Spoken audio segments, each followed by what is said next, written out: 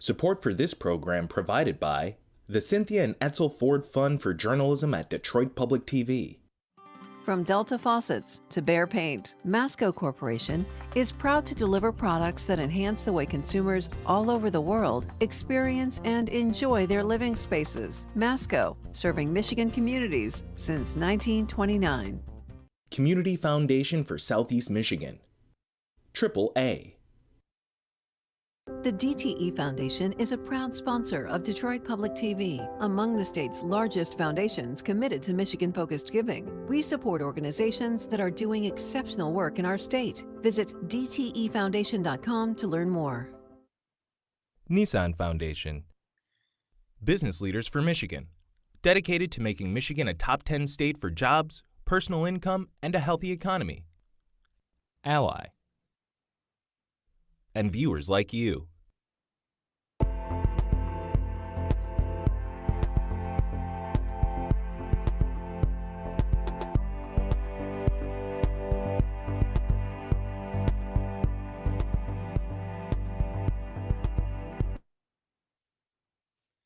Hi, everyone. I'm Bill Kubota. I'm the One Detroit senior producer and moderator of this virtual town hall we're calling How We Got Here, the Asian American Experience in Metro Detroit. We'll have panelists and take your questions and comments as we try to find out more about us in this time of when some Asian Americans feel unsafe, uneasy, but some are taking action. We'll talk some history here too. But first, let's hear from Detroit Public Television CEO Rich Homburg and Rebecca Islam, Executive Director of APIA Vote-Michigan, who've helped make this possible. Rich? Hi there, I'm Rich Homburg, President and CEO of Detroit Public Television. I want to thank all of you for joining us for what promises to be a very special presentation. The COVID-19 pandemic is now in its second year. Thanks to the efforts of our medical researchers, our healthcare workers, our public health officials, and a host of others, we may finally be seeing the end in sight. While we may be able to breathe a little easier, partly because we don't have to wear the mask so much, we should also pause to remember what a difficult year it has been and how especially challenging it has been for people of color in our community, including our Asian American friends and neighbors. Last May, we scheduled a special live public event to celebrate Asian American Heritage Month. Then COVID struck. We had to do a double pivot. We had to turn the occasion into a virtual event, and we had to address the attacks, sometimes verbal and sometimes violent, against Asian Americans both here and across the country. To help us get the story right, we created an advisory committee of leaders from our diverse Asian American and Pacific Islander communities. They informed us on the issues, guided us in our planning, and provided insights into the culture that were invaluable. 1 year later, sadly, hate crimes against Asian Americans still are a clear and present danger. Today, we look at some of the history and antecedents of Asian American racism and how it affects the lives of Asian Americans who call Southeast Michigan their home. I want to thank our advisory committee once again for leading the way. And I also want to thank our One Detroit Bureau and the hardworking journalists who planned and produced this important event, especially recognizing Suzette Gear and Bill Kubota, who were responsible for today's program and who prove once again that when you engage the community deeply and you care and stay committed, great things can happen. Now, I'd like to introduce our caring and committed partner for a second year row, Rebecca Islam of APIA Vote-Michigan. Rebecca? Thank you, Rich, and thank you, Detroit Public Television, for inviting us back for a second year to partner with them on this virtual town hall of How We Got Here, the Asian American Experience in Metro Detroit. APA Heritage Month this year comes at such a unique moment. It follows a 12 months of historic number of racist attacks on Asians. It occurs following a mass shooting spree of 6 Asian women. And I think APA Heritage Month this year gives us the opportunity to not just celebrate what our community has accomplished and is, but also gives us an opportunity to educate others and view these recent racist attacks through a larger historical lens. the violence and racism against APIs we are seeing is far from new. It has existed in this country for hundreds of years, and to better understand why it's still even happening, we must really get familiar with how it all started and how it continues to take place. And if you know anything about racism against APIs in this country, you know that Detroit, Michigan is a critical maker in this historical timeline. And you cannot have a conversation, a discussion on this without talking about the murder of Vincent Chin. So I really just want to thank everyone who is joining us today, whether you are here to learn something new or you're here to be inspired by this community's strength and resilience. I thank you for realizing that if we're going to make change, if we're going to make things better, we must realize how important it is for us for each and every one of us to show up and do our part. So again, thank you everyone for joining, and I really look forward to our conversation tonight. Thank you. Thank you, Rebecca. Thank you, Rich, for getting this started. And thanks to Zozette Gear for putting all of this together. A lot of us are talking about what's going on with Asian Americans, Pacific Islanders here in Detroit and nationwide. From Stop API, AAPI Hate.org, and a report this month states over 6,600 hate incidents happened over the past year, an increase of 2,800 from the year before. Now, these are just the reported incidents. How many of these go unreported? Some action is being taken. The US House passed what's called the COVID-19 Hate Crimes Act to be signed by President Biden very soon. The legislation is intended to help improve hate crime reporting. That House vote yesterday held on what would have been Vincent Chin's 66th birthday. Would have been, because in 1982, 39 years ago, a big story here that went national. Vincent Chin, a Chinese American, killed with a baseball bat.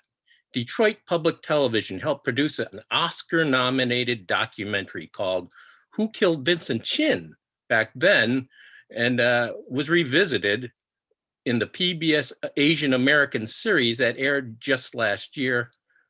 Let's take a look at that.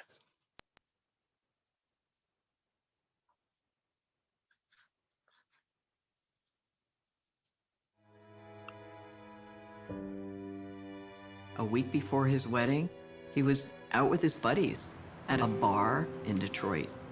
Inside the bar, 43-year-old Ronald Evans, a foreman at a Chrysler auto plant, and his 23-year-old stepson, Michael Nitz, taunted Chin, mistaking him for Japanese and accusing him for the economic downfall of the U.S. auto industry. The fight ends up outside, where the assailants hunt down Chin and his friends. According to witnesses, Evans took this bat out of the trunk of his car and repeatedly used it to hammer and crush Chin's skull. As his friend held him, his last words were, "It isn't fair. It isn't fair." Vincent's killers plead guilty to manslaughter and face 15 years in prison.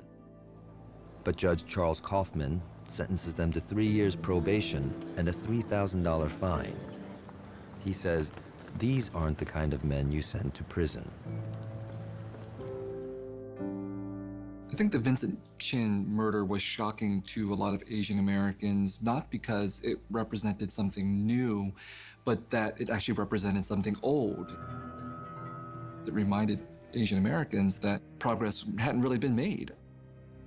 In 1882, you could kill a, quote, Chinaman and get off paying $1. In 1982, you can kill an Asian American and get off paying $3,000. This was not justice, but there wasn't an organization that existed to stand up and say, this is wrong. What began out of that was meetings that started with 4 people, 10 people, 20 people, 100 people, and people were talking about what can we do, what can we do, what can we do? I raised my hand and I said, the world wants to know how the Asian American community feels about this. In depth, Vincent Chin inspired protest marches, rallies, dinners, banquets.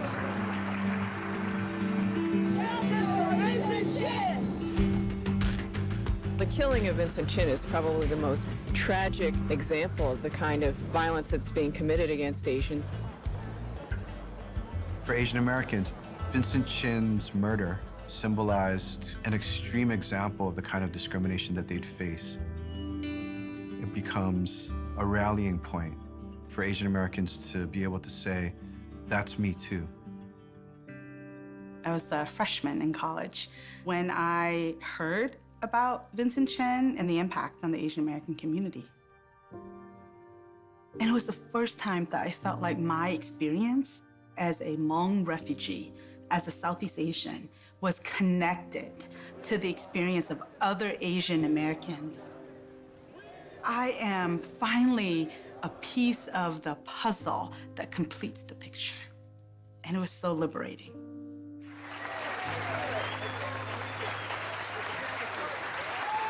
Civil rights organizations of every kind came forward, as well as individuals.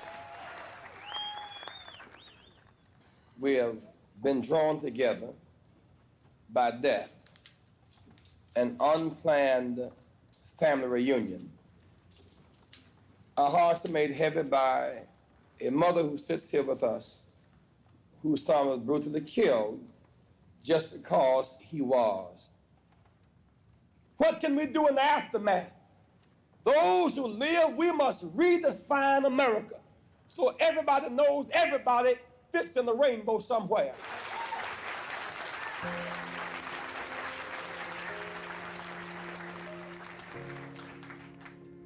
Mrs. Chin was the inspirational and spiritual leader of this movement. Many of the ways that she's been seen is to remember her as a grieving mother. But to know her, she was a strong, outspoken woman. You know how they killed my son? Kill my son looks like it killed an animal like that. Like they kill an animal, yes, ma'am. This made me really angry. Yes, ma'am. Lily Chin's husband had just died 6 months before Vincent was attacked and killed. Her son had already been shopping and looking for a house that would have a room for his mother to live in, and there was nothing more that Mrs. Chin wanted than to have grandchildren. Even through her pain, she was standing up, speaking up, organizing. I don't want any other mother to suffer like me. We began to look at the different civil rights laws.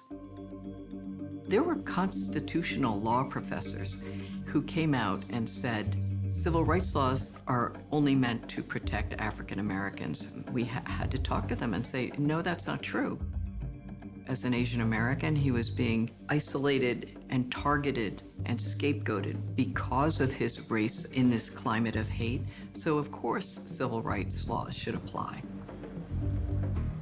Under mounting pressure, the Justice Department agrees to bring charges. This is the first hate crime prosecution involving an Asian American.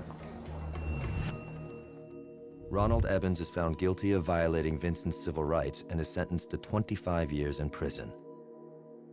But his conviction is overturned on appeal. Neither he nor his stepson will ever serve a day in prison for Vincent's murder. I wanted justice more for my son. This is not fair. All the things that went wrong didn't give justice to Vincent's mom. But what it did do was it invited Asian Americans to search our voices and demand that we are seen beyond being the perpetual foreigner, but that we actually belong. This is our country. Vincent Chin's case has a legacy that affects all Americans, even to this day.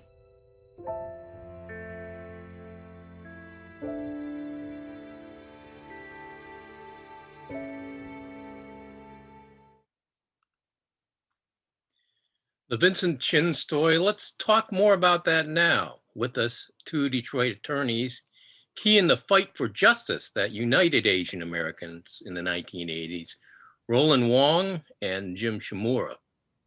And author Paula Yu, who's written a new book just out called From a Whisper to a Rallying Cry, The Killing of Vincent Chin, and the trial that galvanized the Asian American movement.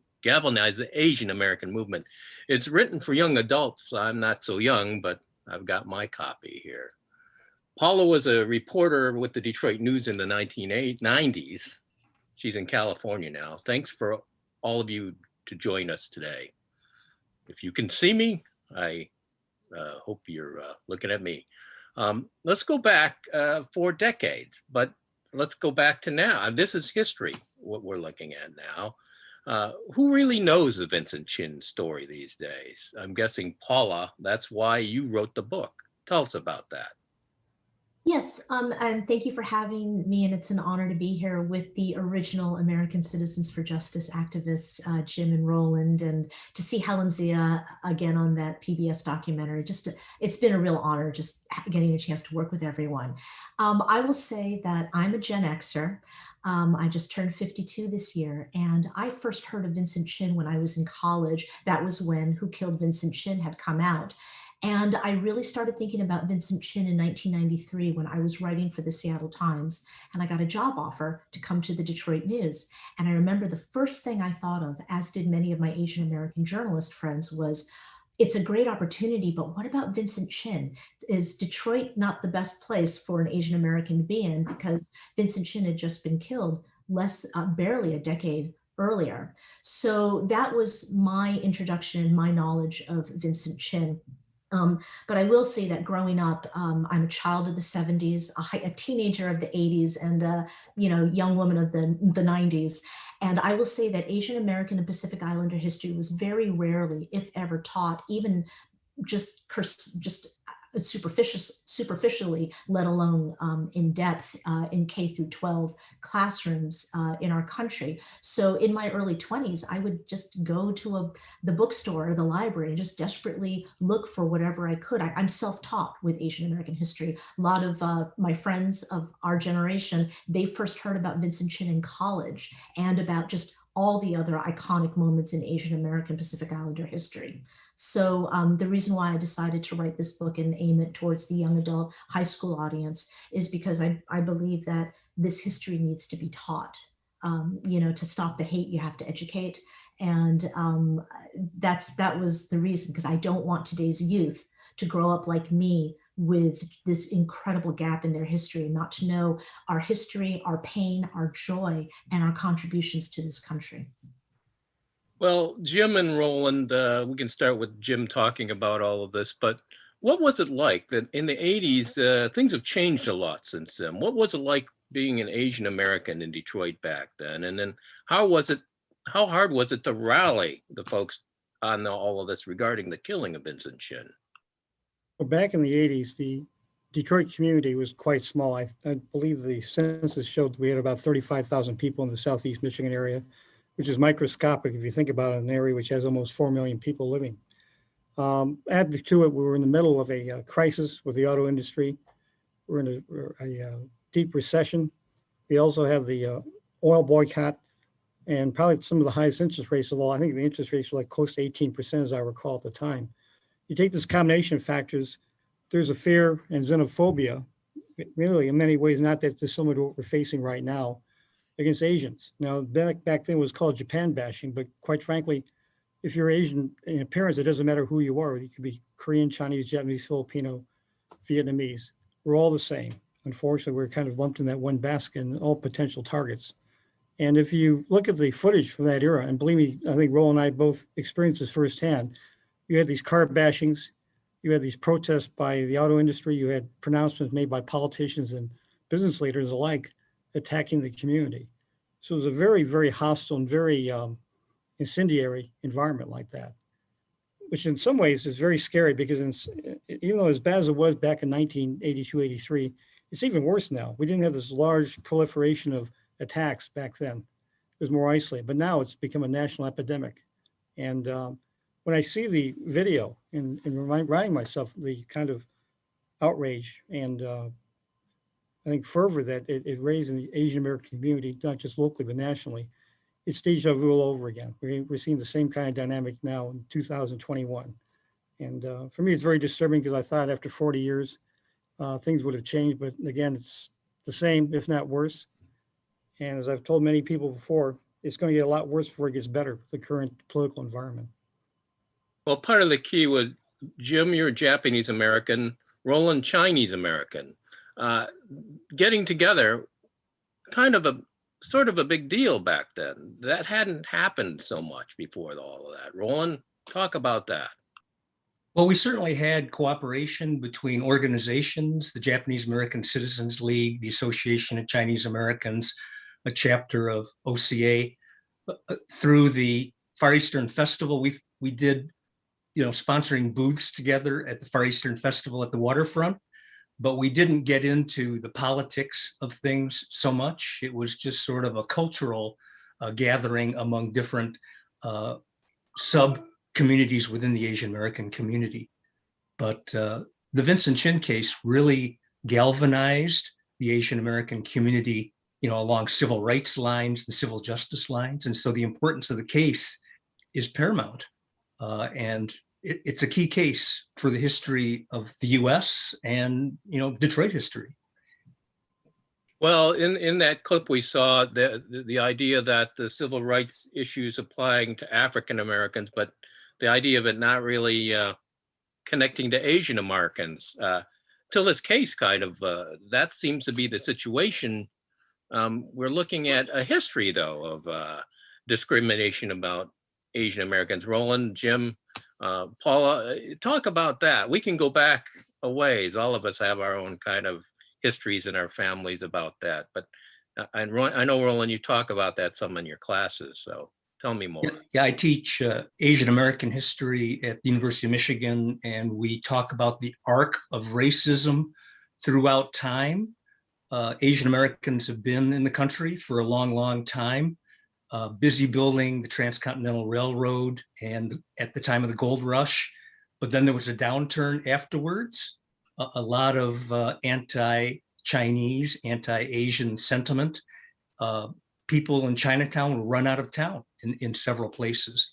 And there were lynchings. People probably don't learn about that, but that is part of Asian American history and US history. There is the continuing arc of racism in terms of exclusion. Asians were excluded from being able to immigrate to the United States with the Chinese Exclusion Act in 1882, the 1907 Gentleman's Agreement with Japan. And really, it didn't get loosened until the end of World War II, with the entry of about 105 Chinese per year at the end of World War II. And it didn't really get liberalized until there was the Immigration Act of 1965. And so that is the reason why the population went from, let's say, 1% in the 1970s to now 6% now. But through all these episodes in history, there are ebbs and flows of anti-Asian racism for whatever reason, geopolitically going on, that sort of thing. We've been the target in many instances. Paul, I've heard you talk a bit about the idea of Asian women in American history a little bit. Mm-hmm. All of you can kind of chime in on this, but that's something that has come up more recently, again, with the spa shootings in Atlanta. But let's talk about that a little bit, if you could. Of course, and I do want to say, just piggybacking off what was just said right now, is that yes, unfortunately, history is repeating itself with the anti-Asian racism, with what's happening with coronavirus, what happened in Atlanta. But one thing that my book does is history repeating itself is not always a bad thing, because guess what? There were protests back in the 1980s. What Roland and Jim and Helen and everyone did, that inspired today's generation to also fight back. And when you talk about the Asian American political identity, people don't realize that there are pictures, I just saw them recently, of Asian American activists marching arm in arm with the Black Panthers in the 1960s. So not only should we also remind people, teach people, and keep this history alive of the fact that, yes, we have had racist, horrible violence against us. We also have fought back every single time. You know, we've all protested. We've helped change policy. I mean, even you just mentioned the COVID-19 Hate Crimes Act. I mean, that kind of policy change is important. When we speak out, we can make a difference. Talking about women, I'm of Korean descent, I'm Korean American.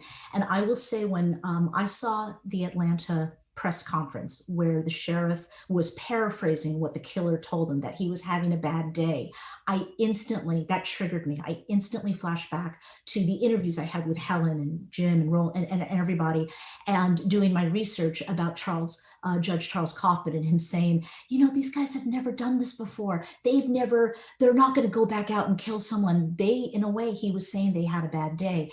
And that made me really angry, because one thing I do want to say about working on this book, and I will come back to talking about women, is that every single person I talked to in this interview got angry, got very serious. Some people cried. I had some people weep on the phone who were Vincent's friends, you know, and I realized everybody talking to me, including Jim and Helen and Roland and everyone else, none of you were just remembering what happened. You were reliving what happened. And that type of trauma, I mean, they were all very young back then. They were the original millennials. This had a long-lasting, profound impact on them.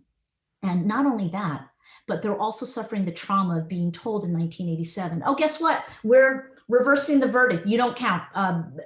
You're not part of the dialogue on racism. So to also be denied your place at the table in terms of this country, in terms of being taken seriously when it comes to matters of racism, that just compounds the trauma. And so going back to Atlanta, when that happened, I want to know who's going to do the book on Atlanta 40 years from now. The families and loved ones of the 8 people killed, especially the 6 Asian women, they had to deal with the fact that they were told in 2021, yep, you don't count. It wasn't a racist hate crime. Luckily, one of the prosecutors brought up, they're probably going to pursue hate crime charges, which I think is great. But just having that happen again, my blood boiled. And I think the reason why I was angry was, being an Asian American woman in this country, we never experienced just sexism or misogyny alone. It is always rooted in racism. You cannot separate the intersectionality of race, sexism, and misogyny when you're a woman of Asian descent in this country. Well, back to the original millennials, Jim and Roland.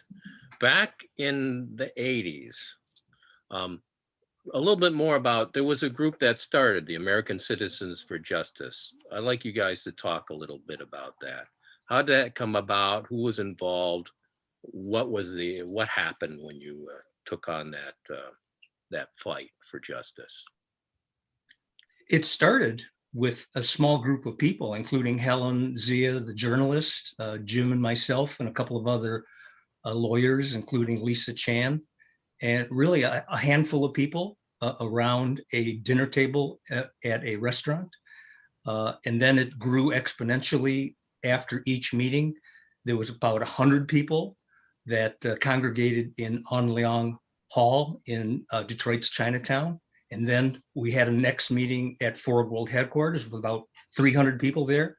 So the group was growing, interest in the case was growing, and yet we didn't have access to the people we wanted to talk to, like the prosecutor. We had to enlist people in the civil rights community, the ADL, NAACP, Detroit Association of Black Organizations, to help us in a coalition to wedge the door open so we could have an audience with the UAW, with the prosecutor, and with the judge, that sort of thing. So it was really a momentous occasion of coalition building then, and that continues now in the current environment.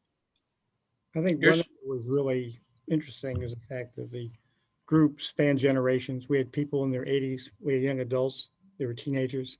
So we really spanned 3 generations, people of all different ethnic backgrounds in the community. But more importantly, too, it's also the fact that there was a bridge being built between the business community. A lot of these folks are restaurant owners, small business owners. And at the same time, we had professionally trained people that were college grads. But they all had this common goal, very important, because as you may know already, that Vincent was part-time a restaurant worker. So the restaurant organization that was really kind of channeled through Only Ong had a great interest in how this was transpiring. So this organization was quite remarkable when I think back and look at it, because of the fact we were able to coalesce all these different, very disparate groups and bring them under one roof in order to be able to carry the fight. And I think that for all of us who worked on it back then, it's one of the proudest things I think we've ever done, simply because we were able to bring together all these very different and kind of parts of the community and have them to unite behind the effort. And there's still a lot of that goodwill even to this very day. And I think I know I'm talking to Roland over the years, we're really happy that the fact that we were able to at least build that part of it as far as the movement goes, because no matter whether you have a college degree, if you're a dropout, or if you're a new arrival and you have limited English, we have the same problem. They don't ask you whether you speak English or whether you're born here or you're being attacked. We're all targets, and believe me, I mean, Roland and I have lived here our entire lives, and it's just one of those things you always keep your head in a swivel. You just don't know what's going to happen next. And even though I don't live in fear, I'm not fearless. You have to worry about this all the time as a potential, a problem in your life, day to day. Well, Jim, I know you like to talk about this a little, of the idea of how the media worked and you're getting the word out and trying to get this case moving along. Tell me about that, what it was like back. CNN had just really gotten going around that time, and there were some clips from that in the PBS program and in Who Killed Vincent Chin. Well, there were several local journalists, TV and print media, people like Robert Vito, actually, who I believe was the bureau chief for CNN Detroit when they first opened here, Bill Bonds. You had people like, I'm trying to think some of the other folks at the time, different. I know that Mike Lewis and also Bob Pizer on Channel 4 were very interested in that. I know Bill Bonds took the bully pulpit up for us and really, really blasted Judge Kaufman in the media like that. But keep in mind, this was very primitive days. No internet, no cell phones, no fax machines, no texting, no email. And everything had to be done by hand. And really, this is where I think Helen Zia plays a very critical role, because she really was the press secretary, wrote the releases, and helped, in a sense, shape the story and to get the truth out there. That's a critical part of it. I think that I've always told people that half the case is publicity and PR, half politics. And without the one, the other wouldn't have worked. It's just a combination of factors that brought this to the forefront. But I guess sort of in its own bizarre way, the fact it was a different era, we were able to get concentration and focus on the 3 local TV channels and the 2 newspapers. I think it would be much more difficult today because of the fact you've got so many outlets and so many ways to get your news that we would be fighting for airspace. I mean, you take Atlanta as an example. It was a huge story for about a week, and now it's kind of faded in the background. And because of the limited access to the press and the media, we were able to maintain a very steady, diet of that into the different sources we had to make sure that it was not forgotten that way. So in that way, it was quite an effort in order to be able to maintain that kind of public awareness. I don't think anybody in Detroit at the time, no matter what your background, where you lived, didn't know about the case. It became like a universal mantra for people who understood what Mrs. Chin went through. It was fortuitous for Helen Zia to run into Judith Cummings of the New York Times at a checkout counter at the airport with materials on the Chin case. And it was because of that that it made the front page of the New York Times. And after that, it was followed in the Chicago Tribune and so many other papers nationally. So it's just a fortuitous moment that happened at the airport. No, I remember that too from reading her beautiful memoir, People Want Asian American Dreams. Definitely read that. She's a beautiful chapter on what happened in the Vincent Chin case. But it was fortuitous, but it was also, when I interviewed her, it just takes one person. Whether it's Mabel Lim, one of the activists I interviewed, she was an older woman in her 60s, and she walked down the streets handing out the flyers, just pieces of paper, handing them out instead of today. There was no Twitter. She couldn't tweet at the time. And it just handing a flyer to one person can make a huge difference. So I do think that although it was fortuitous at the time, much credit to all of you, because it's all it takes is one, planting of the seed to get the story out there. And I think that's a lesson that young people need to learn. It's a strategic missile strikes. You really, it just takes one person. Paula, when you came here in the 90s, how did you feel about coming to Detroit at the time as an Asian woman with the history and what you might have assumed about our city at the time, you know? Well, I was a little worried just because of Vincent Chin and the whole, uh-oh, I'm driving a Nissan, is it going to get keyed by, someone? But I was also, the other reason why I really went is I'm also a musician, and I love Motown. I love Detroit Rock City. I just love rock and roll and Motown, and I play with a bunch of bands. I love music. So I was like, of course I'm going to Detroit because of the music too, and also just for its history, because as a journalist, I was thinking to myself, what a colorful, interesting, fascinating history. I mean, this is the heart of America, and I'm going to find great stories, which I did. So I was actually really excited, and I actually went with a positive attitude. And I coincidentally met my future husband, who's a Spartan, and my lifelong, because I was 24 at the time, 23, 24, I met my lifelong best friends in Detroit. So I actually go back to Michigan pretty much every year to visit friends and family. So I loved it. And hashtag Detroit Strong. So, and I'm a Lafayette Coney girl. So, but yeah, but to answer your question though, even though that was all positive, I do have to say, we're talking about the minuscule amount of people in Detroit. I think I was one of like 2 Asian Americans living, because I lived in downtown Detroit. So to give you, I was very lucky. I never got any horrible racist attacks or people calling me racist slurs, but I got a lot of microaggressions like, oh my God, your English is so good, or saying konnichiwa to me or something like that. And I'm like, oh, I'm Korean American. I don't even speak Korean, sorry. And so I got a lot of very well-intentioned racist microaggressions, but it was also kind of fun. I had to laugh because everywhere I went, everyone knew me. Yeah, I'd be at the grocery market and be like, oh yeah, you were here last week. Do you need more shampoo? I'm like, oh my God, like everyone knew who I was. I'd go to St. Andrews Hall to see a rock band, and the bouncer would be like, oh, you're back. Oh, did you like the last show? I figured you'd be back because the band's here. It's just, so it is, I really stuck out like a sore thumb, and that was interesting to me. And I think it also reflects the AAPI experience. For a lot of Asian Americans in this country, being Asian American is a lonely experience because oftentimes we're the only one, and it's hard to find a community. And so that's something I don't take for granted anymore. So when I see communities that Jim and Roland and Helen, just all the different activist organizations, I am so happy and proud of that, because we do need to bridge the communities together. That makes me wonder, in your case and everybody's case here, in the 90s, had the Vincent Chin story faded away by then? Or maybe it was just always more in our minds as Asians as opposed to the general public. I don't know what you all think about that. Where has it gone to now? And what do we need to do to kind of get more awareness of general Asian American history for everybody? Paula, what do you think? And then we'll go to Roland and Jim and talk about that. Well, very quickly, I think that back in the early 90s, that's when his name was starting to disappear from the mainstream national consciousness. I think for Asian Americans, I think as a Gen Xer, we were the last youth generation to really remember him, because my friend Curtis Chin, he and his partner, they put together Vincent Who, which came out in 2009, which is a documentary where college students in 2009, and this is 12 years ago, they already were like, who's Vincent Chin? I'm not really familiar with this. So, and then his name came back, of course, recently. And I think just bottom line is it's education. I mean, the fact that Illinois just announced that they're having a mandate where you have to teach Asian American history in depth in high school. And there's a state senator in New York who's also there's been a move now to try to get this into schools, because again, I think it's education. And that's how, because it becomes an official part of how our history is taught.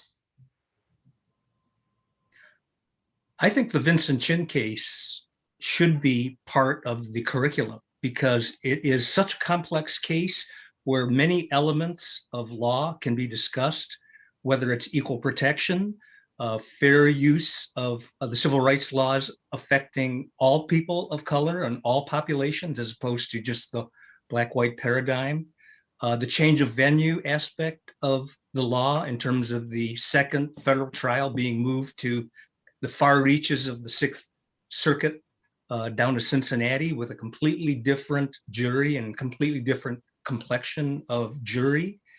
And the idea of coalition building in the Vincent Chin case is something that can be replicated in other cases. And so I think it's a case that deserves study, both in K-12 and in college. And really, part of the invisibility of the case is also the invisibility of the Asian American AAPI community.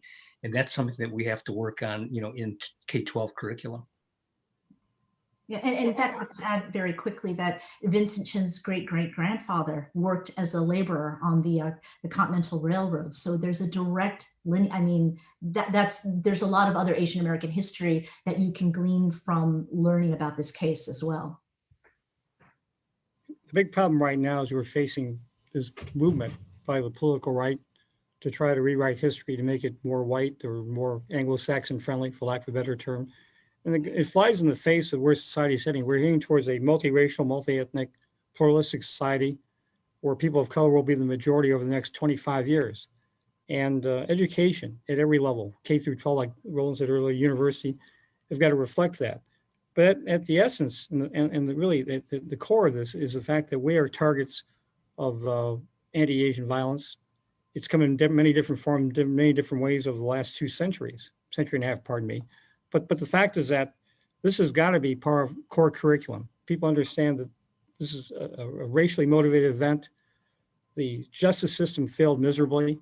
And even though this was 40 years ago, we're facing the same barriers and same challenges even now in 2021. And you're not going to break that cycle until you get the Chin stories being part of curriculum. Kids in high school need to read that. I mean, my mother was in Topaz concentration camp during World War II. And if you look at books even now, you might get one paragraph about Japanese American incarceration. Well, that's just, fine, but that's lip service of the worst kind. And it minimizes that. And the history of violence against Asian is the same thing. This is such a seminal event and has really kind of become the sort of benchmark to what's gone on in the last 40 years. It has to be talked about time and again.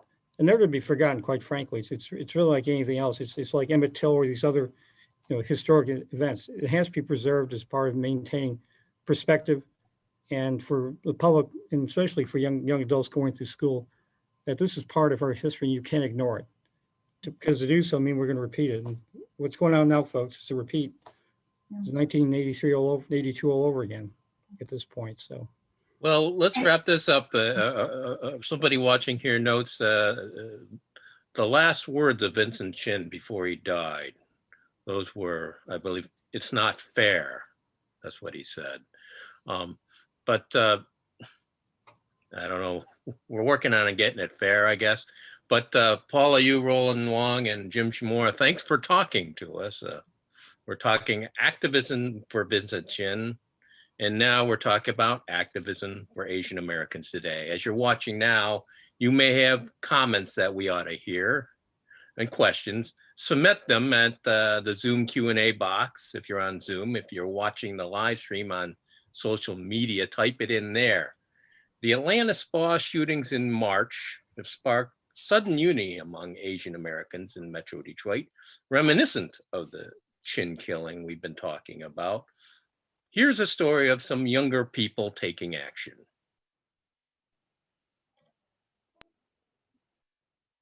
So this is amazing. Thank you all for coming. And without further ado, I'd like to introduce Cena Vang. Hi, everyone. Oh, my goodness. Just days after the Atlanta spa shooting, Cena Vang staged her first rally in Detroit. However, it is a mix of anger, frustration, sadness mixed with feeling eager, feeling liberated. But truly, the reason why we are here is bittersweet. The gathering offered a safe space, the safety in numbers. Vang, born here, Troy High School grad, class of 2012. I don't think that I truly channeled the activist inside me until maybe a year ago when the Black Lives Matter protest had begun. It sounds like you're not all that comfortable getting out there a lot. I haven't been comfortable going to most places in a while, but I don't know, I get anxiety.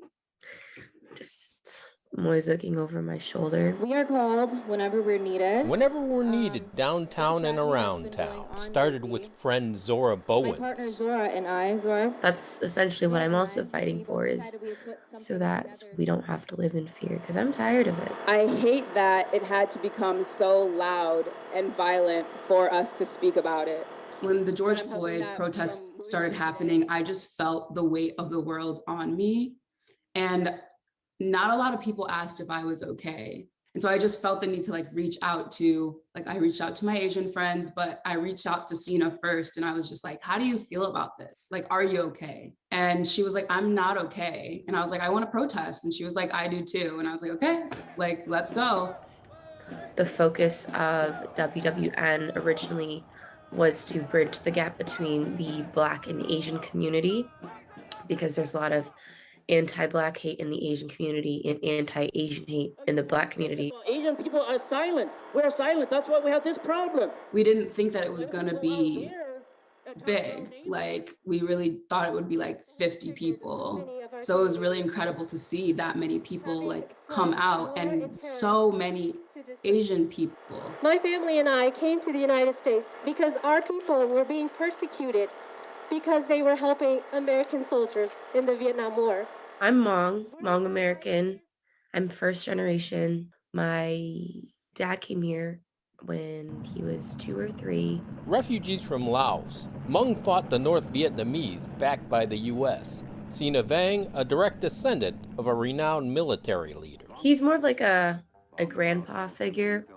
His name is General Vang Pao. He was the leader in the Secret War. Vietnam fell. Many tens of thousands of Hmong fled to Thailand. I have a lot of older relatives who had siblings who didn't make it because they were killed or their parents had to leave them behind. It's just a really awful and tragic time, but I don't think that a lot of people know that story, and I think it is important. It took time, but Hmong would come to the U.S., many to Michigan. We've been living in Detroit since the late 70s. My grandpa worked for Ford as one of his first jobs and slowly worked his way up. My family also has owned a bunch of Asian markets and still own a bunch of Asian restaurants. Fun fact, Troy is actually one of the most Asian populated cities in Michigan. This protest in Vang's hometown, looking to activate more Asians where they live. My grandparents are survivors of COVID-19. Throughout the pandemic, I've only been able to FaceTime them. But tell me how their safety can be guaranteed when they leave their homes. I feel like I've always had a lot to say, but, being an Asian woman, it's not good to have too much to say. It's better to not say much or say anything. So I struggled, trying to express myself a lot growing up because, family members are always don't talk about things that don't concern you, just mind your own business. And I always felt suppressed for a long time. But I think that because the world is changing at such a rapid rate, you got to keep up with it. Racism is a mindset and it is a behavior that is learned and taught. The root of it starts from home. The rallies organized by Whenever We're Needed invite others to tell their stories. All my life, I have struggled so much, both with being stereotyped and living out of my stereotype. Young people, older too. Some that remember a murder in the 1980s that galvanized Asian Americans nationwide back then. So Vincent Chin was a Chinese American that was mistaken for Japanese, and this is the time of xenophobia over the Japanese auto companies, and he was killed in Detroit here. Were you aware of the Vincent Chin story growing up? You know what? I was not. I actually only heard about it a month ago. My friend was telling me about it, and I was like, how have I never heard of this story in my life? I mean, this is almost 40 years ago. It feels like we're having the same conversations. I saw somebody with a sign at that first protest that you ran. You realize that could be me. And it's that sudden boom. It's not that somebody's going to spit at you or yell at you. They might kill you. And that's what I think that realization was with Atlanta. And before that, Vincent Chin. That was my sign that I was holding. So it's funny that you remembered that sign. I think that's why it hits home for so many of us, because it very well could have been any one of us. Like, we can have these workshops and hold healing spaces, but like at the end of the day, like, how do we really keep ourselves and each other safe?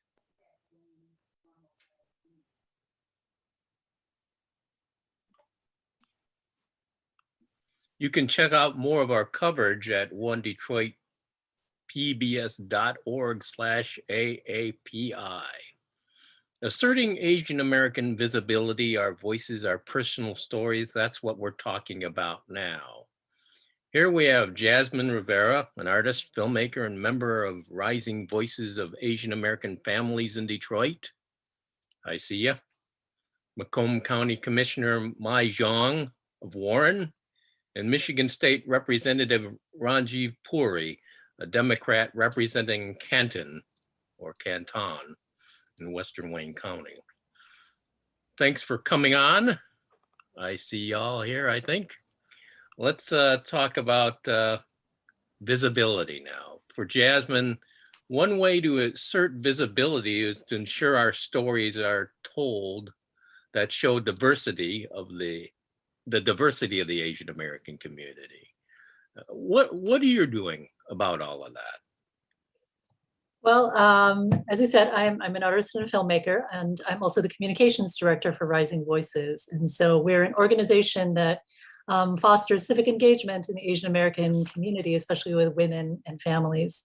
So yes, stories and narrative is an integral part of what we have to do. In order to activate ourselves and our community, we have to gather a sense of our history, but also be able to communicate that to others. There's a lot that's been happening in terms of the past year with visibility because of the incidents, because of Atlanta and the rhetoric coming off of the pandemic. And so now there's been more of a groundswell of voices that are being raised. And so that's great, but this is something that needs to be maintained, sustained over time. And so what we're doing at Rising Voices is that we are a Pan-Asian organization. We are working with different communities and groups to actually create and build sort of unity behind the idea of Asian American power. So collective sort of power is what we believe in, the ability of us as a group, but not a monolithic group, to actually move and create change. And so part of that, though, is also recognizing the immense diversity within the API community here in Michigan. You've got East Asian, Southeast Asian, South Asian, and it's not as small as it used to be, as people were talking about in the Vincent Chin panel. Now we are the fastest growing population. We have whole cities that are now pretty Asian. I mean, if you go to Canton right now, it has been transformed. Canton, Northville, Farmington Hills. And so we are no longer in white suburbia. And each of those communities have incredible stories and heritage. And that's something that we are looking to magnify and amplify. We have programs where we do storytelling sessions, we collect oral history. We're also doing an extensive photography project with photographer Jared Liu, to kind of survey all of the Asian American communities. And so we hope to take that material and present it to the world, but also at the same time fostering unity and communication across these different groups. So to build community and create a sense of unity. Well, Commissioner Zhang and State Representative Puri, we want to talk to you about your stories, about how you got to where you are and why you are where you are as an elected official. So, Commissioner Zhang, I'd like to start with you. Tell me how you got elected and why you ran. Sure. Well, thank you, Bill, and One Detroit PBS for having me here this evening. It's an honor to be here. I decided to run for office in January of 2020 last year, right before the pandemic hit. I'm a small business owner and a designer. I had just opened up my first storefront the previous year where I custom designed all the clothing inspired by my Hmong heritage. And after establishing my business, I thought, now I'm in a place where I can give back to the community that has given my family so much. And as I mentioned in the clip during the rally, my family and I came to the US in 1987. I was born in a refugee camp and we came here with nothing but the clothes on our backs. I moved to Metro Detroit in 2003, right after high school, and I was accepted to the College for Creative Studies. I graduated with my BFA in graphic design, and since then I've worked in advertising and marketing. I wanted to run for office because I've lived here for over 18 years, and I didn't see anyone in my community that reflected me, making the decisions that affect our community, and someone that my children could look up to and resemble them. So that was the main reason why I ran. I had to run a very tough campaign during a pandemic, knowing that at any time while going door knocking, I could be targeted for being Asian. And so that was very scary early on because we didn't know very much about the coronavirus last year and the rising hate crimes. That was always in the back of my mind every time I was campaigning. But I had to push forward because, if I didn't run for office, I'm not sure if anyone in my community would have. Representative Puri, tell us your story, how you got active and involved. Sure. Thank you. Thank you, Bill, for having me. And thank you to Detroit Public Television for putting this on. Happy to be here with Jasmine and Mai. My story is not much different than what Mai shared. As Jasmine mentioned, Canton has transformed over the past few decades. And now the Asian population of Canton is upward of 30%. But in that, there were no Asian elected individuals. And so it was a need for representation. But my seminal moment was, I think, more out of tragedy, unfortunately. I am a proud Asian American. My parents immigrated from northern India in the late 60s, early 70s. And so those lovebirds, could have settled anywhere between San Diego and New York City. And they picked a small town in Wisconsin, of all places. And so I was born there a number of years later. And when immigrated in that time period, there wasn't a lot of people that looked like them. And so they did a good job kind of meeting people. And as the community grew, being of the Sikh faith, they actually were instrumental in setting up that community and one of the first Sikh gurdwaras in Wisconsin. And so although I was not an immigrant myself, those ideals were obviously instilled at me, had that same dichotomy as any second generation immigrant. But that led me to get started working with President Obama. And it was the 2012 presidential campaign when, unfortunately, if you recall, there was a shooting where a white supremacist came into a Sikh gurdwara in Oak Creek, Wisconsin, and opened fire in the name of hate and Islamophobia and killed 6 innocent souls. And so, unfortunately, people lost that day. Many of them were close family friends who had immigrated at the same time as my parents, and just was a tremendous loss for our community, for my family. I had the privilege of having a couple intimate conversations with the president, in which he looked me in the eye and he told me that the change you want to see starts with you. Just kind of seeing my family's story in that Sikh temple shooting kind of evaporate from the world news in a matter of minutes, because I think there was another shooting the next day. Unfortunately, just made me realize that there wasn't the representation we needed, and I wanted to expand my platform to try to tackle some of those inequities. And so, just got involved here locally, helped a number of campaigns, kind of learned how things work, and then ultimately had the opportunity to run for state representative here in Canton. Well, how many Sikhs are there up there at the State House? So I am actually the first elected Sikh American in Michigan's legislative history.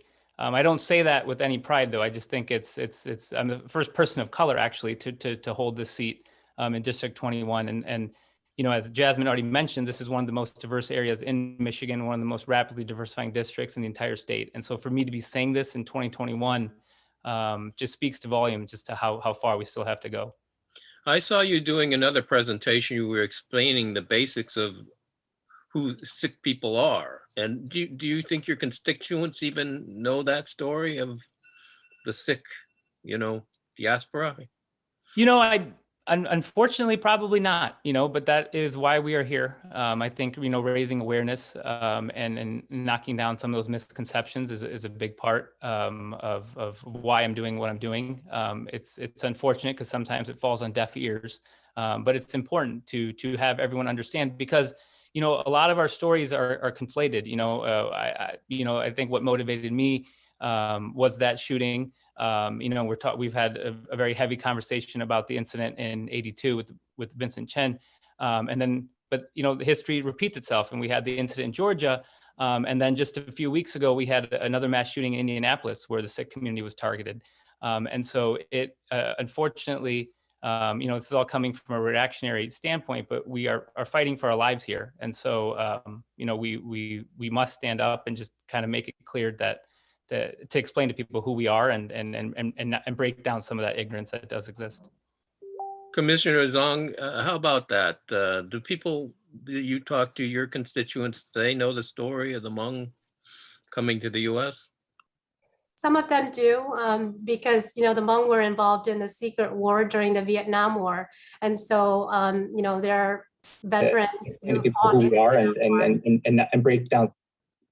And also, I can't stop telling my story because no one's gonna tell my story for me. And so I'm gonna continue to do that, knowing that there are so many people who don't know who, the Hmong people are or any other small ethnic minority. People often mistake me for Chinese or Japanese, and I have to tell them the story about how I came here and that I was born in a refugee camp.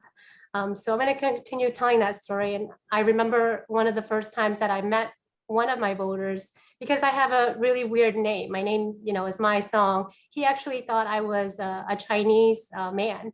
And so now I think that now that I have a seat at the table, people have connected my name with a face. And so I am very familiar. And, I have to remind people that I'm just like you. I'm an American. My children attend public schools. I own a business. Jasmine, we talked some about the idea that when people see us, or some of us at least, where are you from? You're not American, but here we all are. I think most of us, if not all of us, born here. Well, tell me about that, the idea that Asian Americans are seen perhaps as perpetual foreigners, and what do we do about that?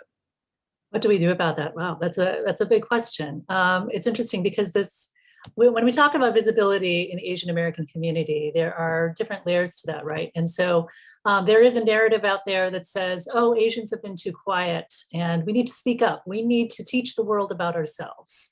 And so that does place a burden on teaching on us when we're already struggling with the weight of what we have to go through in terms of white supremacy and systemic racism that we experience every single day. And so, yes, we have to navigate that. At the same time, we also, I think for me, I like to push back on the narrative that we have been silent and that we are new to this arena of activism because we've been foreigners, because we've been immigrants. And that's not true. We've been here since, before the beginning of the founding of the country. And also the Pan-Asian civil rights movement began in the 50s and the 60s, way before Vincent Chin. The young people have not been activated just recently. And so I think in the pushback against, the idea of the perpetual foreigner, I think there's an insistence when we come together as a community. Yes, we're asserting that we're Americans. We have been part of the American fabric of history, and we will continue making that. And so I think people talked about in the last panel the need for education. And I think that's part of the job that Rising Voices and myself as a storyteller is to make sure that people remember these aspects about our communities that have been deliberately erased. And so that narrative that says that Asian Americans are quiet, they didn't speak up, that's different. That's different from people choosing to call us foreigners in a convenient way that others us, that gives other people the advantage. And so in order to fight back on that, we need to have a consistently louder voice and an assurance that we are here. We're growing. We're going to be here for a long time. We built the United States in the same way that other populations have, and so we have a right and entitlement to our participation. So the perpetual foreigner trope is something that I'm hoping will go away. Eventually, that's what we're fighting for. That's what we're striving for right now. Because everyone has been a foreigner in this country, unless you are a Native American. And so our generations are beginning to transform into, a group that is becoming more and more entrenched into the American identity, rather than immigrant and new immigrants. So we're now reaching that point, which I think is very, very good. So Representative Puri, what happens next? You've got, you just started this January, right? Yeah. I wonder if you and Commissioner Zhang, I didn't even realize you were in office till I saw you at that rally. A lot of the things have been eclipsed by the presidential election and some of the other things going on now. Is there an awareness of more Asian Americans taking office? Are they surprised to see you in Lansing? That's kind of what I'm curious about. Yeah, I mean, I don't want to speak for Commissioner Zhang, but we have kind of broken the mold a little bit. I'm thankful for the people of color before me. But I still look different than the average representative on a routine basis.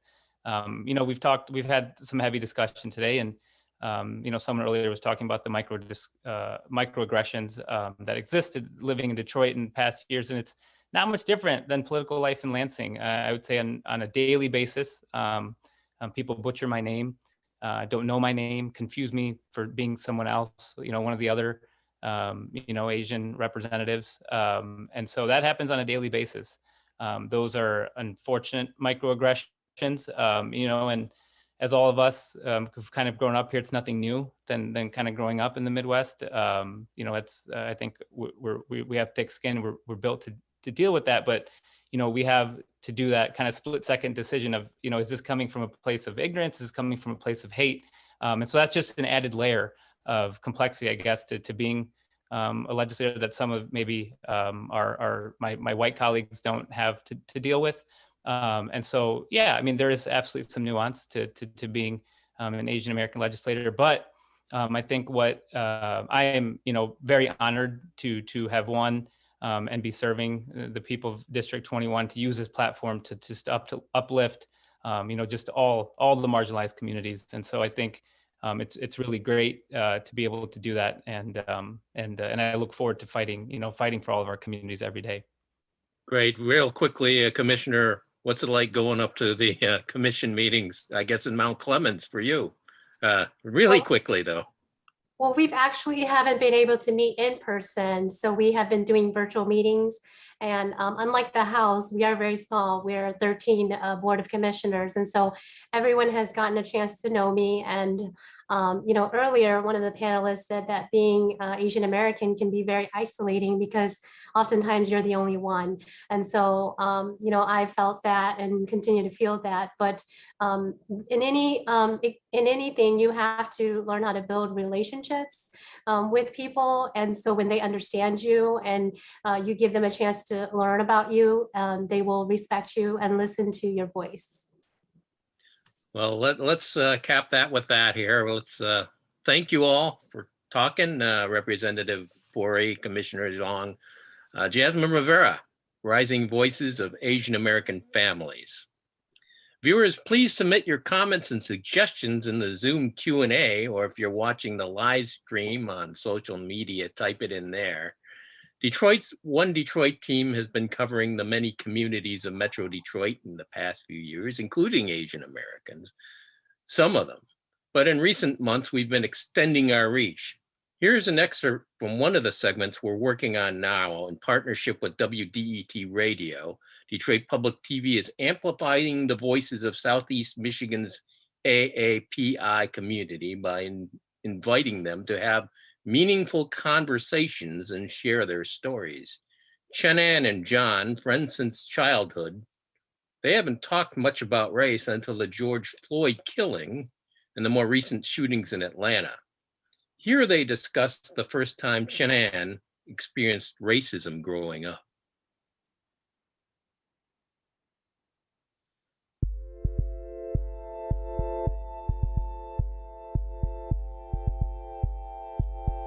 Some friends from Ann Arbor that I went to elementary school with were visiting, and my brother and our friends were on this bus, and we took it downtown to, I think, to check out like a comic shop, or I forget where we were going downtown. But some kid got on. There were two kids got on, and they were both white. So we're on the bus, and as the kids were getting up, this one kid got up. He like turned around and said, you know, like, get the f off the bus, you. And that's the first time my whole life, and I was 11, and I was angry, and my brother and I and our friends, we were not raised to be quiet. So, you know, we talked back, just like, but, you know, because my brother, being the wise person he is, he didn't like say anything. He was just like, you should be ashamed. You know, he was just being, you should be ashamed of yourself. And I remember from that moment, you know, like his face was smug, but the fact that we were talking back kind of shocked him, because I think that's what so many racists count on, is that kind of, is the shock of the moment. Because I was shocked, and I can remember that moment clear as day. That's like something I would hope and feel like wouldn't happen. It's like, I don't want to admit, like I wouldn't want to admit that could come out of someone's, but it does. It's great. It's just all. That's what I mean, is like, without something like George Floyd, that there's, you know, there's no reason I would just, you know, when we're eating wings at ABC, that I'm going to start telling you guys about this. Hey guys, let me tell you about this. Yeah, like, let me tell you about this horrible racist experience, this traumatic experience that happened to me. No one likes to talk about when they felt attacked or when they were vulnerable. That's not something. But think about that, like how long we've known each other. Yeah. And this stuff has never really come up. In some ways, that's positive, because we just, you know, hang out, have a good time, talk about a whole myriad of things, but haven't had to discuss this. But the fact that this came up now, again, it was really enlightening, just to get your perspective. I really didn't know. I'm kind of ashamed to say I didn't. You know, part of what I think it is to like, I hate to say it, but just, you know, that's what part of it is to be a person of color in this country, is that you know there's good. You know that I know there's good. You know, I see it in our friend, but it's unfortunately that is in collision with what I've seen. That conversation and others like that, we'd like to think that can lead to a bit of progress. If you got a story to share, let us know by going to the onedetroitpbs.org/AAPI website. Joining us now, David Hahn of the Michigan Asian Pacific American Affairs Commission, which is authorized by the state of Michigan, and Ann Kumar, who runs the MIIndia.com site, which connects Michigan Asian Indian communities, and Linda Schleicher, who's with APIA Vote-Michigan. Question now, how do we move forward? Are we all on here? Yes, I see you, David, because I'm going to start with you. You heard the conversation we just showed with Chenan and John. For you personally, how have you reached out to people in your life to explain who you are and your experiences as an Asian American? Tell me about that. Yeah, so my history with being in America and in Michigan dates back to 1973. And so nearly 5 decades of basically living out self-directed, self-motivated, the pursuit of mainstreaming myself in America, through education and through my career. So for decades, I focused on integrating myself and blending in, if you will, so that in my mind over the years that I would be kind of maximally contributing and into American society and being one with everyone here. And so involvement with the Asian American community or the Asian community in the US was kind of tangential for me, dating back to the times when I worked on the East Coast in New York City, and I was part of an institute, an Asian institute that goal is to bridge the understanding between East and West, and I was invited into that. But I still very much myself and my family focused ourselves on mainstreaming, and perhaps did not associate with Asian Americans that much. I didn't even seek it, and I lived in the suburbs. Working in New York, I lived in Connecticut, and basically wherever I was with work, I focused on being American. I didn't even think of that as a topic of relevance. In some way, in maybe blissful optimism and adaptive denial, so that I could function and advance. So only recently, maybe the last 6 to 7 years in Michigan, I've been back in Michigan for 20 years now, that I got involved with National Association of Asian Pacific American Professionals, Detroit chapter, helping to found that organization. As I was introduced by Asian Americans more senior to me, like Suk Wilkinson and Jamie Sue, introduced me into the Asian American circles here in Metro Detroit. And so my intent was to, based on my nearly 50 years of kind of figuring out how to be effective as American, and at the same time being proud of my identity as Korean descent, I got involved, and with that, and more recently with MAPAC, I found myself in an official role where in the middle of the pandemic, and so I'm now a third-year commissioner, and this year I'm secretary of MAPAC. So a ton of stuff are coming at me and to the MAPAC commissioners because of all of this heightened, shocking racism and hate throughout the country. So I've always thought of myself as someone who wanted to be a bridge builder, someone who had some knowledge and understanding of my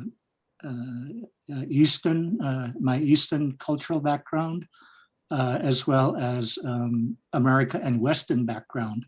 It was funny that when I heard Roland earlier describe the history of Immigration Act of 1965 that allowed more Asians to immigrate here after a period of not allowing immigration.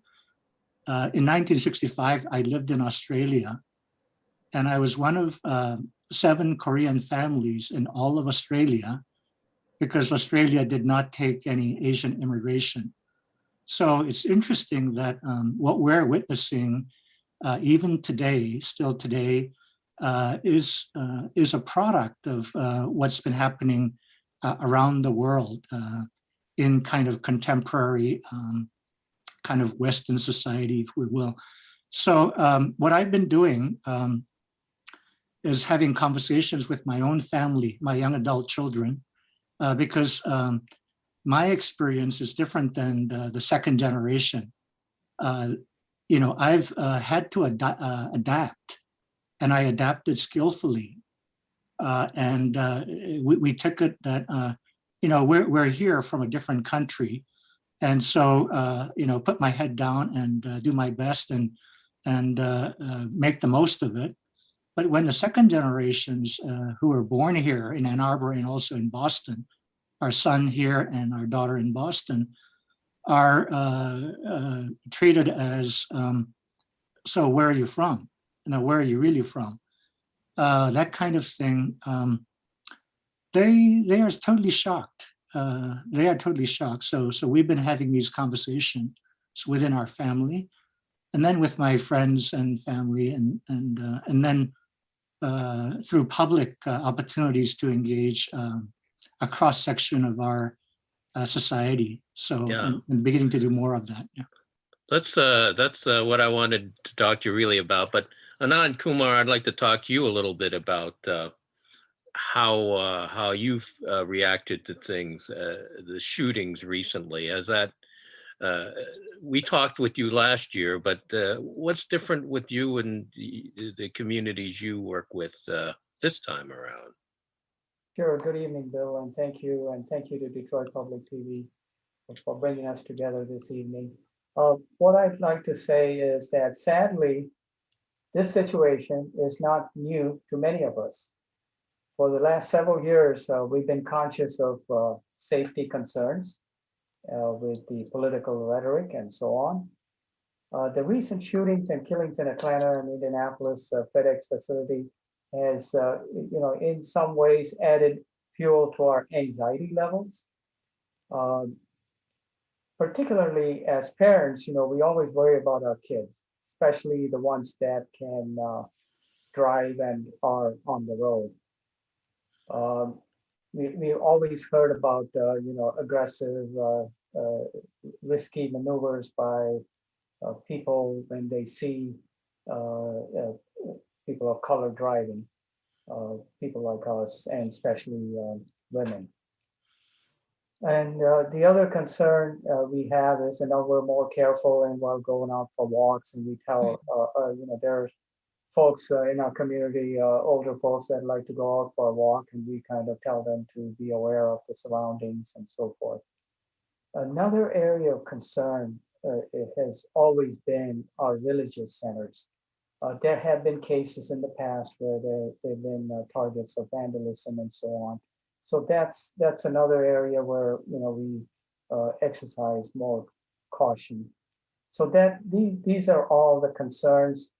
What are we doing about it? I want to say that it really helps that this year more than ever, I've seen greater awareness everywhere, especially on the media, and we're really thankful for that. And the other thing that we do that's changed from maybe perhaps 20 years ago is the access to digital electronics, social media networks. Our community is very strong in that. Everybody's connected to everybody, and word gets out fast, and we're able to stay in touch, and therefore, you know, stay, we believe, safer. The other focus is one thing that we feel safe about is living in areas where there's greater population density of people like us. For instance, you know, people like places like Canton, Farmington Hills, Troy, all these areas. We just feel a little bit more comfortable when we see others that look like you. The other area that I want to say that we feel positive and kind of you know, puts us in a comfort zone is the messaging from corporations, elected officials, and in many cases our neighbors and friends, and you know, like I mentioned earlier, the media. That means a lot to us, and we hope that you know, that will kind of make us feel safer. The other thing we do is, people like me who have access to other organizations, we constantly keep in touch with each other and, see where we can work together, especially at government level.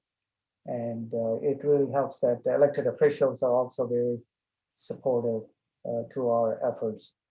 The one thing in closing I want to point out is, a lot of these actions are individual events.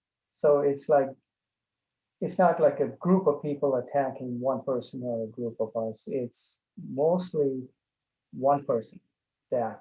So what happens, we feel, is that it gets, there's something that triggers that person to act in such a way and cause the danger to others.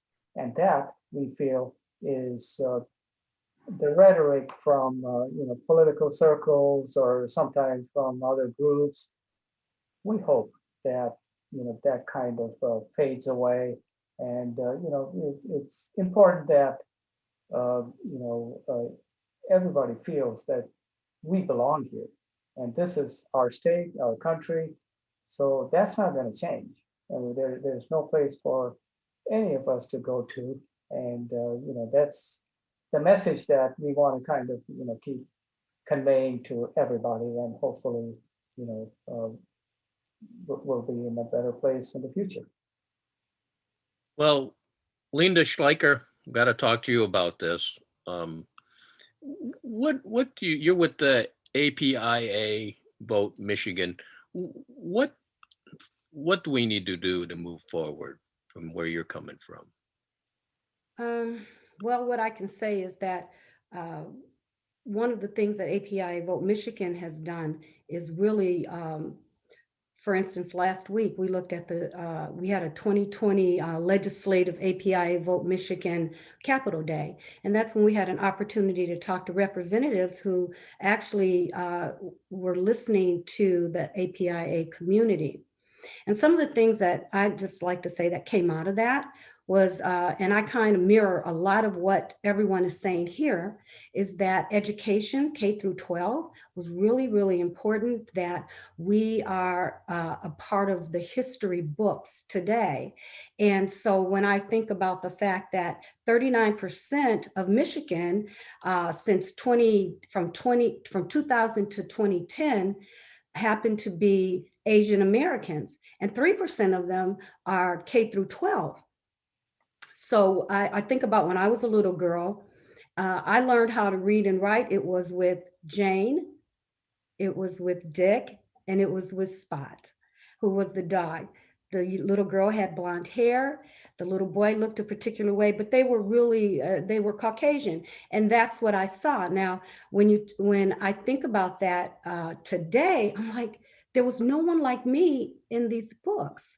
So one of the things that came out of our conversation is that we would like to see funding for K through 12. And this is not just for the API community, but the API community also want there to be for Black, Indigenous, and people of color, right, to be represented in our history. So, and that's something that's been kind of mirrored. I'm mirroring almost what everyone has said, even from Vincent Chin. So as you get older, we need to talk about these things. And I believe that if you do that, it will help reduce a lot of the discrimination, because people will see that we are not the perpetual foreigner, right? Because many people will look at me, for instance, and they're so surprised I don't have, like, you don't have an accent. Now I may have one, but it's not one that they expect. And the other thing is that I look at the contemporary people in the API community that are contributing through history. And so we want to capture that. The other thing is that we'd like to see resources for limited English proficiency. You can't participate in the United States if you don't know what the issues are. So I'd like to see in different languages, I'd like to see it instead of just US, or English. We'd like to see it in different languages so that people can understand some of the issues and concerns within their own community. My mother did not speak English when she first came here. She is still what we call a limited English proficient person.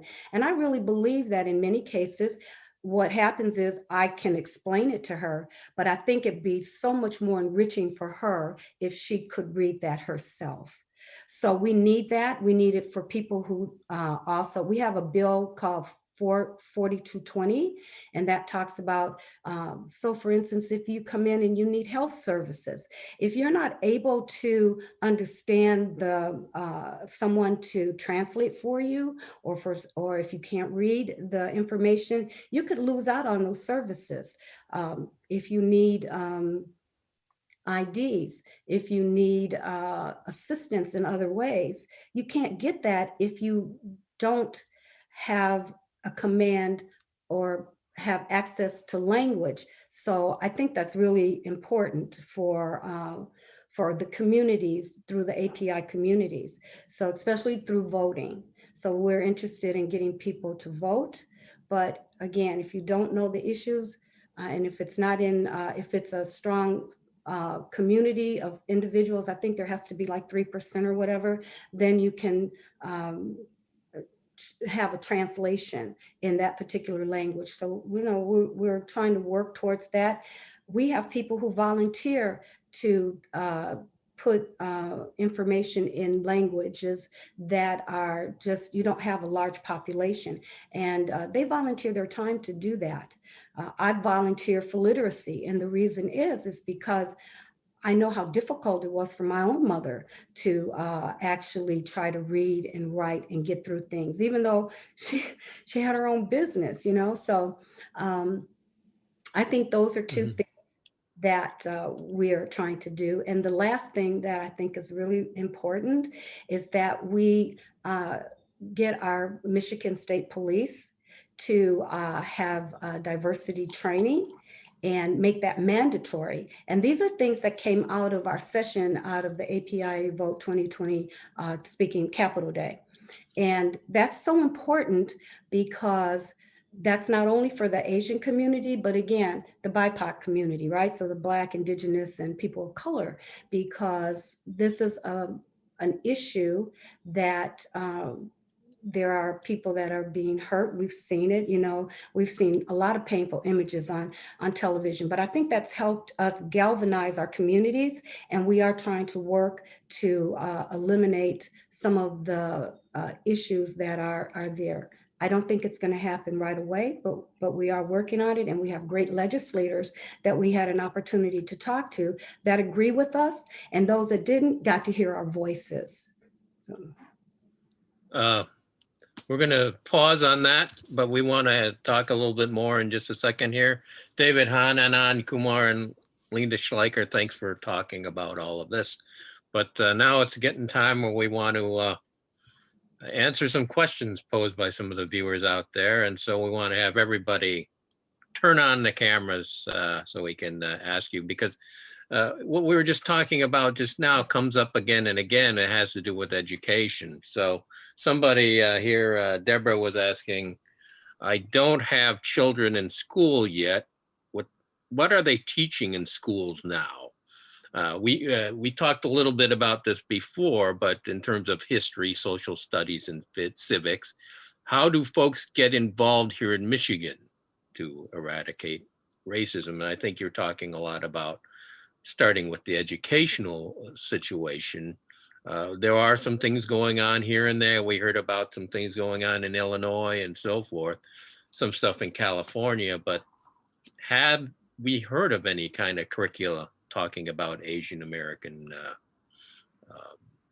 issues in education and history? If anybody wants to answer that a little bit more.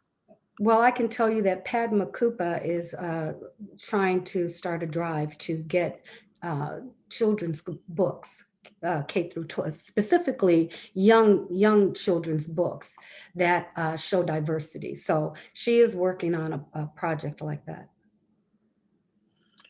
Roland, you're involved with education in ways that maybe a lot of the viewers don't understand. What about that? Is it up to individual districts? Is it at that state level? What are we looking at here? Well, it's actually two-tiered. I was on the social studies subcommittee of the effort to rewrite the social studies curriculum a couple years ago.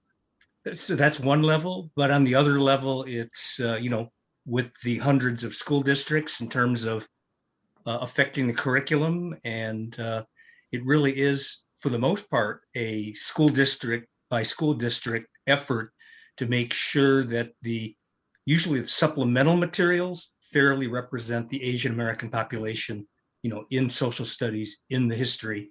And it is really a big effort because it has to be done district by district.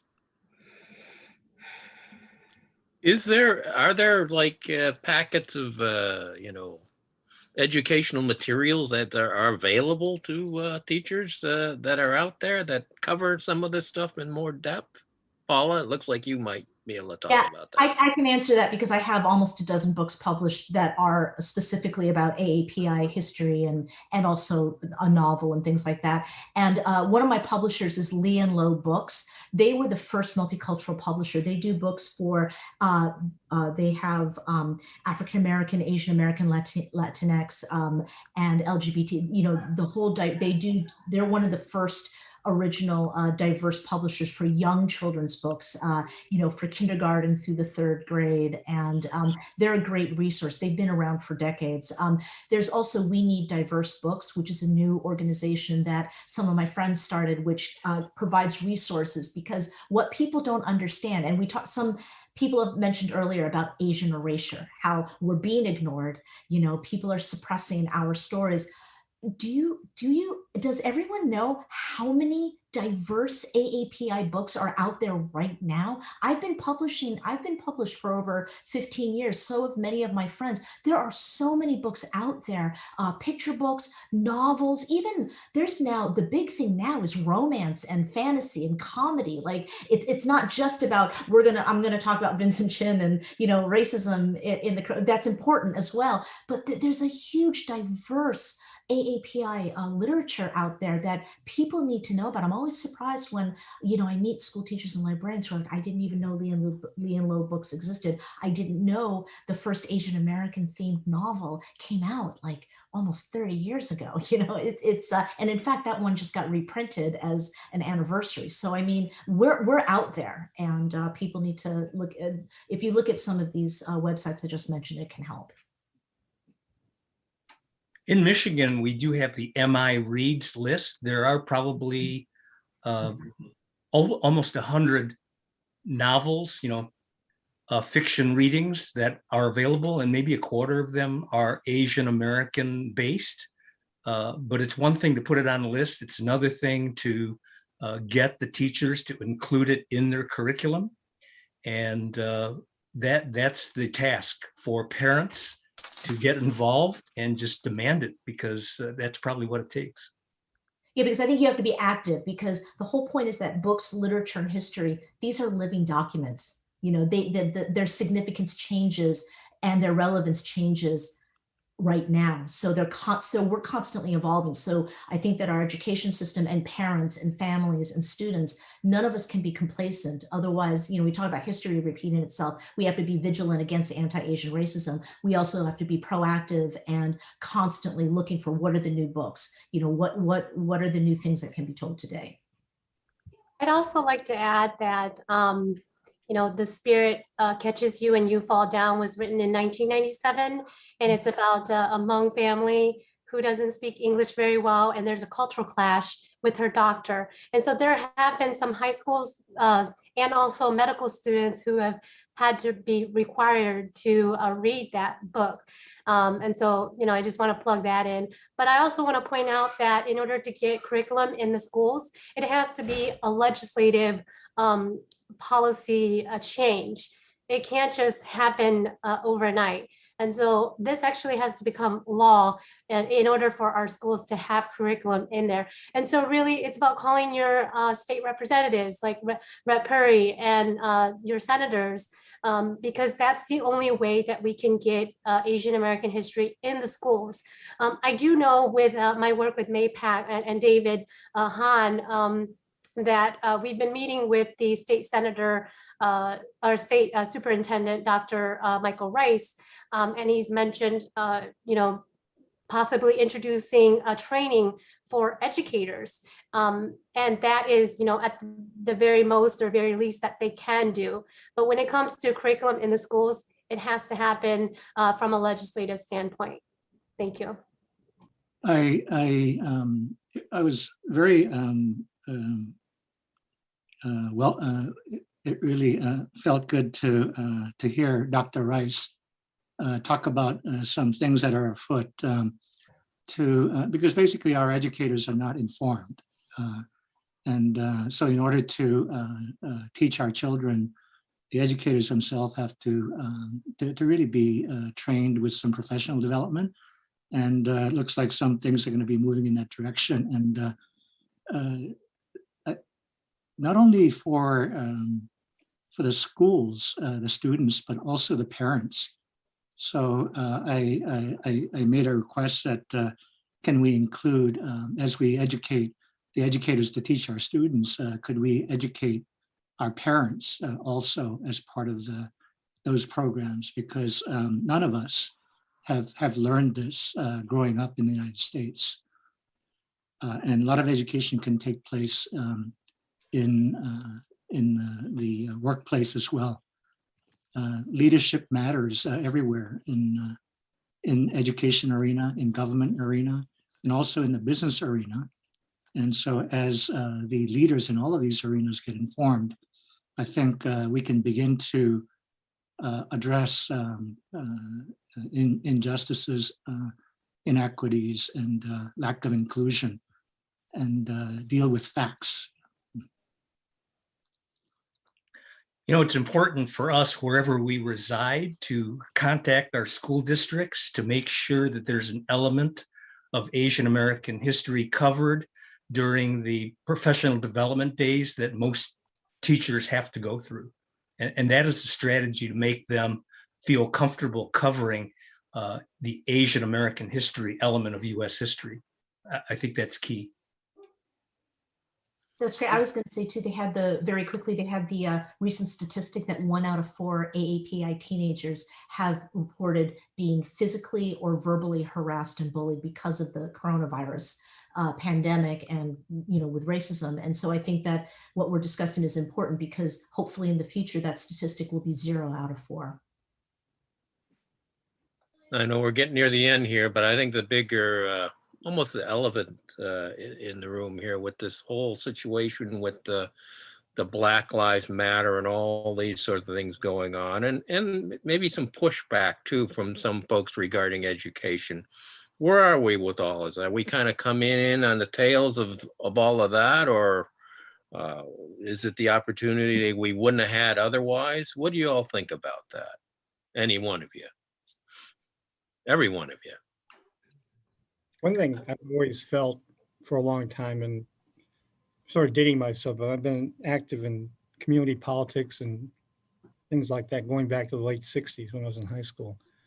But there's no question that the APA community owes a huge debt of gratitude to the African American community for carrying the water for all of us as far as civil rights. This is a burden obviously going back to chattel slavery, 3 centuries.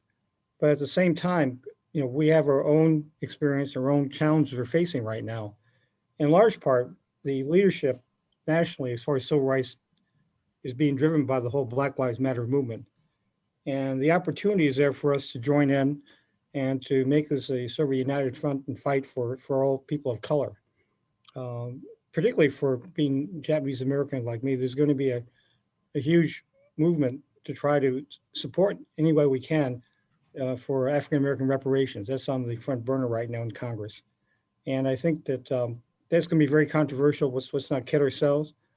But at the same time, the stake that the African American community has over that also impacts us because it's the same problem. You've got people of color who've been under assault for a long time, and it's something that has to be addressed. But at the same time, it will exacerbate it. And I think we have to, as a group, as a community, to unite and also focus and support best we can, but also understand there's going to be a backlash that'll be even larger than we see right now once it becomes an issue through the Congress. I'm assuming the bill will get through at some point in time for the commission, but that's only the beginning. Because again, having worked on the redress campaign back in the 80s in the commission, it's going to be a knockdown, drag out affair, and all the other racist garbage, including APA hate, is going to be part of that debate and discussion. So it's important that we all understand that, get organized, and have intelligent response to the obvious reaction we're going to receive by the political right and conservatives in the American community. I'd have to agree with that. I think with the work that, for example, Rising Voices does, we're trying to be very careful about having solidarity with the Black Lives Matter movement, and then also marginalized groups. We think about, how can we amplify Asian American visibility, presence, and issues, but at the same time, how does that intertwine with other marginalized communities, and how do we work together, because we are all burdened with that same, systemic racism, and we have to think beyond ourselves. Right now, we get a reaction where people are seeing the protests, and we're raising Asian American anti-Asian hate rhetoric is what we're pushing against. But how do we step beyond that? How do we go from the protests to our legislators to move in that direction? But also, how do we look at our own experience as Asian Americans and see, what does this mean for disabled Asian Americans? What does this mean for religious minorities? What does this mean for the LGBTQ community? What does it mean for the Latino community? We have, we're working in association with Suru for Solidarity, which is a Japanese American group that has worked for reparations, and they're also at the forefront of fighting, the issues at the border and speaking up for the children of migrants. So this is something where, we talk about Asian American history and our role in the movement, but now how do we step forward from that and unite with others, because that collective power is the only thing that's going to work. I'd like to add to that. I think some of it really has to be honesty, and also, again, we have to go back to education. I'm just learning about, for instance, Yuri Kochiyama, who was with Malcolm X. And so as you start to see the connections between the different organizations and different communities, that helps me to appreciate the fact that this isn't new. That even with Malcolm X, who we knew, or I recognized him, did not know who Yuri was, did not know her husband was a Nisei that fought in World War II. And so as I began to educate myself, I also share that information with other people. I share it with people who are closest to me, who are mainstream, as we, for lack of a better term, just so as they learn more about how we all are like the fabric of America, I think that we have an opportunity. But also, I'm very, very aware of the fact that because of all of the things that have happened and what we've seen on television, I mean, we have this fire right now. And I don't know, my fear is that it will dissipate as time goes on. So I see young people very different than what and who I was when I was growing up. I see them with a lot of energy. I see them really just, this is their country, and they know that. Whereas, like I said about my mom, who came here and just, again, was one, keep your head down, don't get involved. Third and fourth generation are very different from the people that I knew that were my mom's age. So hopefully, as I said, as we become more educated and as we see how we're all interconnected, I think that's going to help us in terms of moving forward. Can I say that the bottom line is civil liberties and justice for all? That's the uniting thread for all communities. And we just have to explore that and figure out, the coalition building that works toward that goal.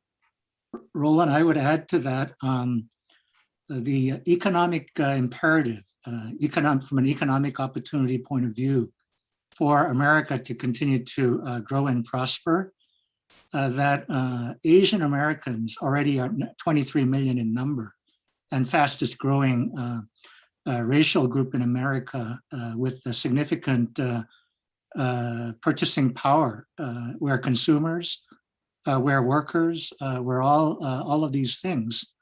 And the fact that because of all kinds of biases and keeping the lid on Asian Americans, that we are not represented in the management ranks, in public areas, in businesses. We stayed down and we were comfortable there, staying in our own stereotype. What's I think happened now with all of this is an awakening among Asian Americans and also the society at large, that Asians are, if you will, pivoting from the silent minority to a group that's discovered its voice. And it's got the demographics in our favor, and we got economic power in our favor. So, and the diversity and the talent that's available in the United States is critically needed for continued prosperity. So I think I see a lot of businesses totally changing the tune compared to what we've seen or the lack thereof in the past.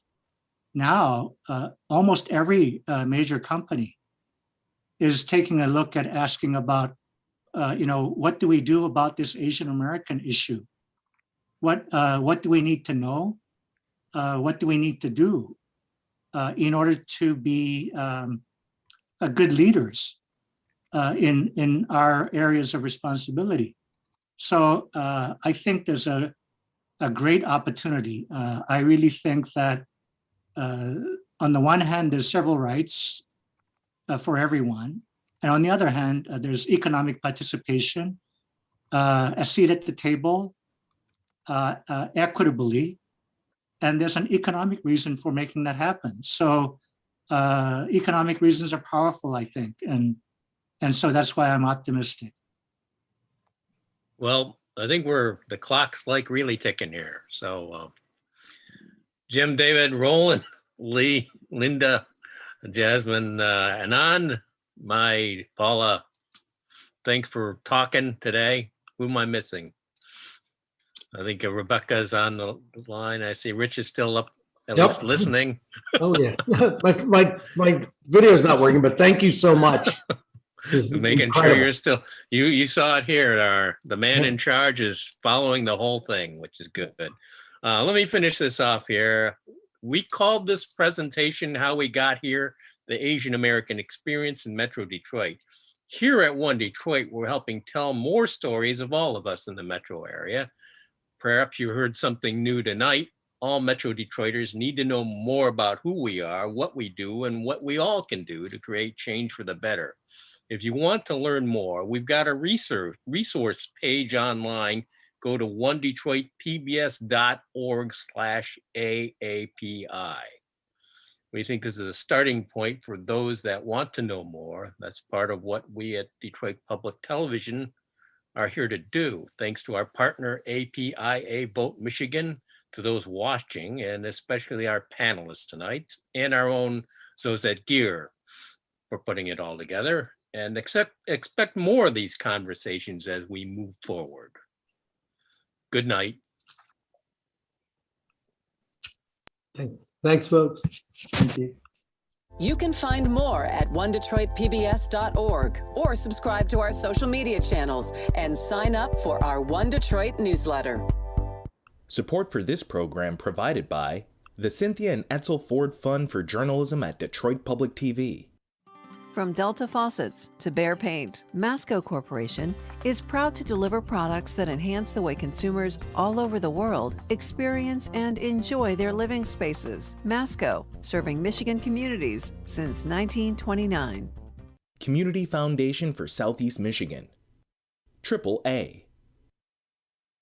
The DTE Foundation is a proud sponsor of Detroit Public TV, among the state's largest foundations committed to Michigan-focused giving. We support organizations that are doing exceptional work in our state. Visit dtefoundation.com to learn more.